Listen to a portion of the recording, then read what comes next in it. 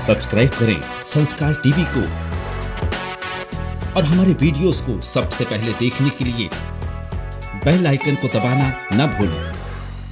नारद जी कहते हैं कि मैं तुम्हें, ऐसे तो धर्म के 30 लक्षण हैं। कितने लक्षण हैं? 30। बहुत बड़ी कथा है, लेकिन मैं तुम्हें 5 लक्षण बताता हूं जो तुम रोजाना जिससे अगर करोगे तो तुम धर्म को बचा कर रख सकते हो। और अगर इन 5 को नहीं किया तो बाकी जो बड़े बड़े लक्षण हैं वो करके भी कोई फायदा नहीं, क्योंकि जो सबसे महत्वपूर्ण है, कहते ना बिल्डिंग बनाते हैं बड़ी, नींव ठीक नहीं होगी तो बिल्डिंग कितने समय तक खड़ी रहेगी। तो जो 5 लक्षण है वो अगर नहीं किया तो बड़े बड़े लक्षण करने का कोई फायदा नहीं। तो 5 लक्षण क्या है? पहला लक्षण सत्य। सत्य की राह कभी मत छोड़ो। राजा हरिश्चंद्र ने पत्नी का विक्रय करके भी सत्य की राह नहीं छोड़ी। आज के समय में मुश्किल है, लेकिन फिर भी जहां झूठ बोलने की जरूरत नहीं है वहां झूठ मत बोलिए। कभी ऐसा हो कि आपके झूठ से कुछ अच्छा हो रहा है, कोई बहुत बड़ा संकट टल रहा है, तो फिर भी ऐसे झूठों को भगवान माफ कर देते हैं। लेकिन जहां जरूरत नहीं वहां झूठ मत बोलिए। जैसे मैं एक उदाहरण आपको देती हूँ, जो यहाँ बैठा हर व्यक्ति दिन में, खास करके जो पुरुष भाई है, दिन में 3 से 4 बार तो पक्का बोलते हैं। कौन सा झूठ? जब आपको किसी से मिलने जाना है, आपने एक समय बांधा है मिलने का, वो समय पार हो चुका, वो व्यक्ति वहां खड़ा आपका इंतजार कर रहा है, उसने आपको फोन किया, कहाँ हो? आप कहते हैं बस 5 मिनट रास्ते में, और आप घर से निकले भी नहीं हैं। है कि नहीं? सब सारे ला रहे हैं। अब इस समय झूठ बोलने की जरूरत है? अरे वो थोड़ा चिल्लाएगा सामने से, और क्या होगा?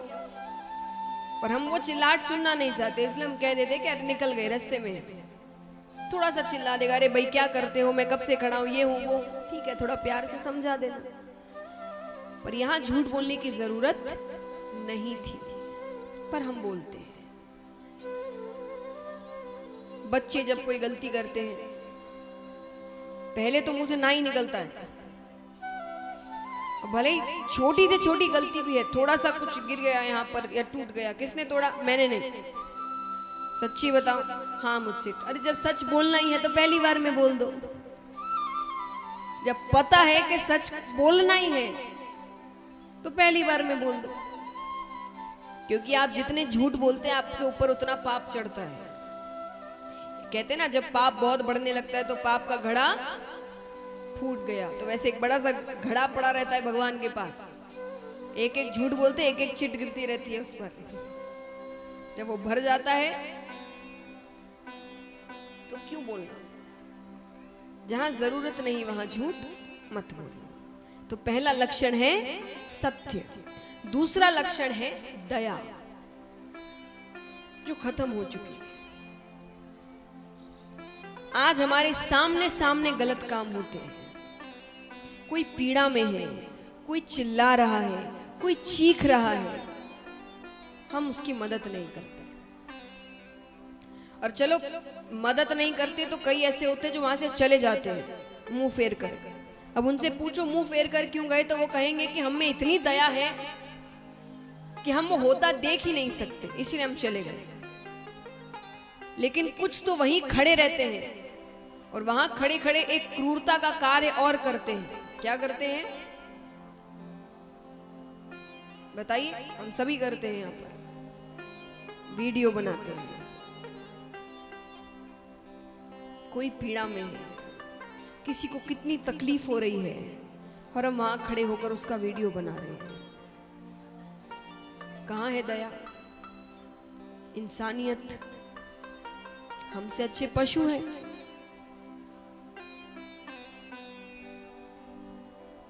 एक पशु आजू बाजू और उसे ऐसा कुछ दिखे जहां कुछ, वो पशु पहले भागता है और हम खड़े होकर वीडियो बनाते हैं। इंसानियत से बड़ा कोई धर्म नहीं है। ये समझ लीजिए आप।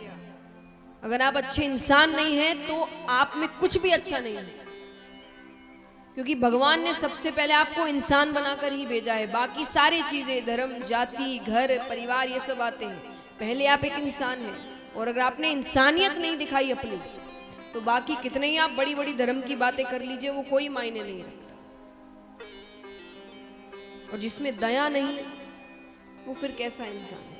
मैं आपसे ये नहीं कहती कि आप अपनी जान को जोखिम में डालकर मदद करिए, नहीं, अपनी जान सबको प्यारी है, लेकिन जहां आपका सिर्फ एक आवाज उठाना, मान लीजिए आप सामने देख रहे हैं कुछ ऐसी हरकत हो रही है जो आपको पता है कि अगर आपने एक आवाज उठाई तो वो शांत हो जाएगा, वहां कुछ नहीं होगा। सिर्फ किसी बड़े या किसी बुजुर्ग या किसी अच्छे व्यक्ति की आवाज उठाने की देर है वहां। लेकिन हम क्या करते हैं? हमें क्या करना है? हमारे साथ थोड़ी हो रहा है। कहते ना, एक बहुत ही अच्छी बात है, स्वच्छता के ऊपर ही कहते, पर ये भी आप पर ही निर्भर होगा। जैसे मान लीजिए आप अपना घर बड़ा साफ रखते हैं, पर आजू बाजू गंदगी रखते हैं, तो वो गंदगी आपके घर तक तो पहुंचेगी। बीमारियां आपके घर भी पहुंचेगी। अगर हवा में ही गंदगी हो रही है, आजू बाजू मिट्टी में, पानी में गंदगी हो रही है, तो वो गंदगी आपके घर भी पहुंचेगी। उसी प्रकार जब पाप आपके सामने हो रहे और आप ये सोच कर के हमें क्या, वो एक दिन आप तक भी आएगा। तो जहां आवाज उठा सकते हो, सिर्फ एक आवाज उठाने से गलत रुक सकता है, वहां अपनी आवाज उठा दो। भगवान ने इंसान बनाया है, इंसानों जैसा कुछ कार्य तो करे, ऊपर जाकर भगवान के सामने आंख मिलाने लायक तो रहे, वरना भगवान कहेंगे कि नीचे जाकर अपने लिए छोड़कर तुमने क्या किया?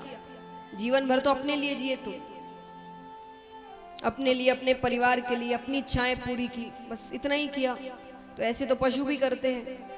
मैंने क्यों तुम्हें इंसान बनाया? तो ऐसे कुछ कार्य अपने जीवन में करे कि ऊपर जाकर भगवान से आंख मिलाने लायक रहे कि हाँ, हमने कुछ अच्छा काम किया है। तो दूसरा लक्षण है दया। तीसरा लक्षण है पवित्रता। घर को पवित्र रखे, मन को पवित्र रखे, शरीर पवित्र रखे। जितनी पवित्रता होगी जिस घर में, उस घर में लक्ष्मी आती है। जिस घर में गंदगी होती है वहां दरिद्रता आती है। इसलिए कहते हैं पवित्रता रखिए। चौथा लक्षण है तपश्चर्या। शरीर को तो चलिए पवित्र रख ही लेते, साफ सुथरा रख ही लेते, नए नए साबुन, शैम्पू इत्यादि आ गए हैं, जैसा चाहो वैसा साबुन, वैसा शैम्पू मिलता है। लेकिन शरीर जितना साफ है, मन उतना ही काला है, विचार उतने ही बुरे हैं, वाणी उतनी ही खराब है।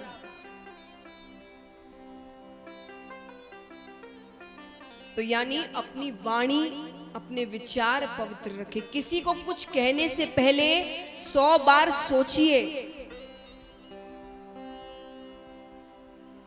और मान लीजिए अगर आप ये कहते हैं कि हमारे पास इतना समय नहीं है कि हम बैठकर 100 बार सोचे, तो मत सोचना 100 बार। एक बार ये सोच लेना कि जो भी मैं कहने जा रहा हूं या जा रही हूं, वही बात अगर किसी और ने मुझसे कही तो मुझे कैसा लगे। और अगर आपको लगे कि नहीं, मुझे तो अच्छा नहीं लगेगा, तो किसी और से मत कहना। कहते ना, अमीर हो कि गरीब हो, तकलीफ दोनों को एक समान होती है। एक तरफ एक अमीर खड़ा है, एक तरफ एक गरीब खड़ा है, दोनों को थप्पड़ मारोगे तो क्या अमीर को दर्द बहुत ज्यादा होगा और गरीब को दर्द नहीं होगा? ऐसा है? ऐसा है क्या कि गरीब कहे मुझे तो लगी ही नहीं? दोनों को दर्द उतना ही होता है, तकलीफ उतनी ही पहुंचती है, बुरा उतना ही लगता है।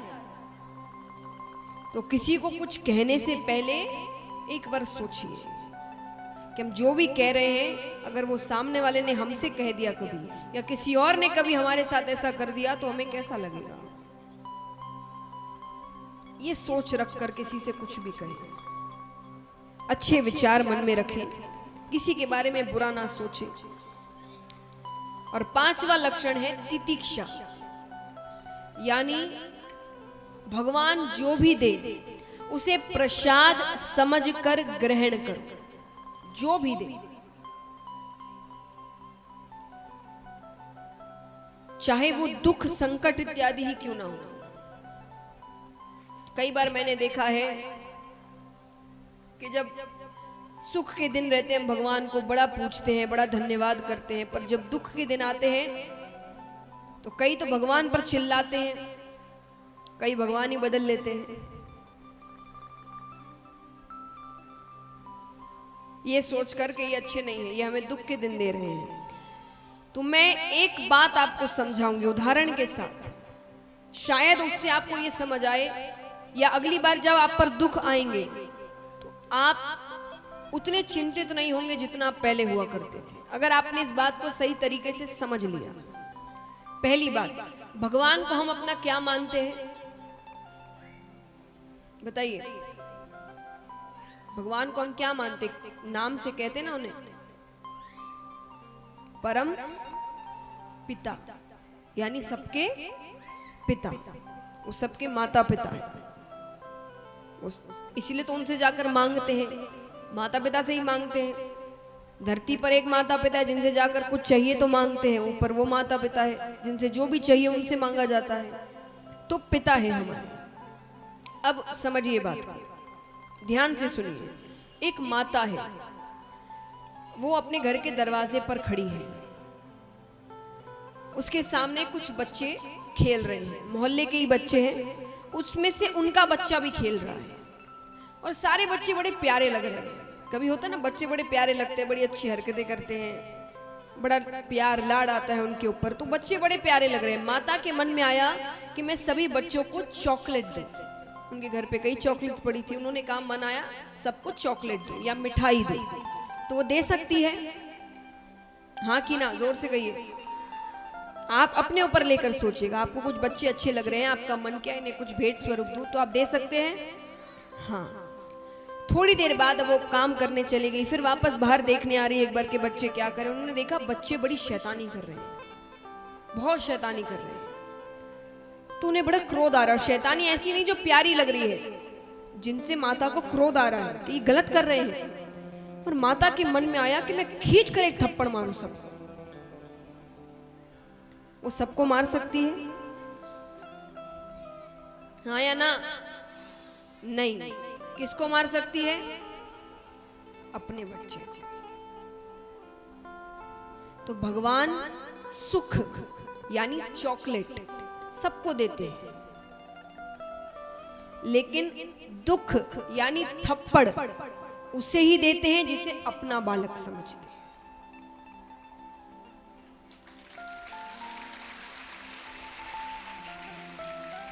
और अपना बालक यानी, अब आप कहोगे अपना बालक तो कभी भी तो माँ बाप ऐसे थोड़ी करते हैं कि जब मन चाहा घर पर आए बच्चे को थप्पड़ मार दिया। ऐसा करते हैं क्या? या घर बैठे बैठे बोर हो रहे, कुछ करने को चाहिए, बच्चे को बुलाया और मार दिया? ऐसा करते हैं? कब मारते हैं? जब गलती करते हैं। तो दुख आए तो इसका मतलब ये नहीं कि भगवान को कुछ करने को नहीं था इसलिए आपको दुख दे दिया। मतलब आपने कुछ गलती की है, आपने कुछ गलत काम किए हैं, आपको उसकी ही सजा मिल रही है। तो अगली बार जब दुख आए तो भगवान पर चिल्लाने की बजाय, क्रोधित होने की बजाय उन्हें धन्यवाद करना कि आपने मुझे अपना बच्चा समझा और सोचने पर मजबूर किया कि मैंने कहां क्या गलती की थी जिसकी सजा मुझे आज मिल रही है। तब आप उसका सही प्रायश्चित करेंगे, अपनी सोच सही करेंगे। भगवान कभी किसी का बुरा नहीं चाहते। तो महाराज, पांचवा लक्षण है तितिक्षा, कि वो जो भी दे उसे प्रसाद समझकर ग्रहण करो।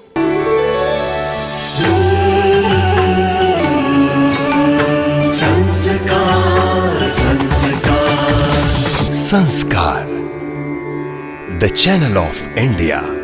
हमारी संस्कृति, हमारी विरासत।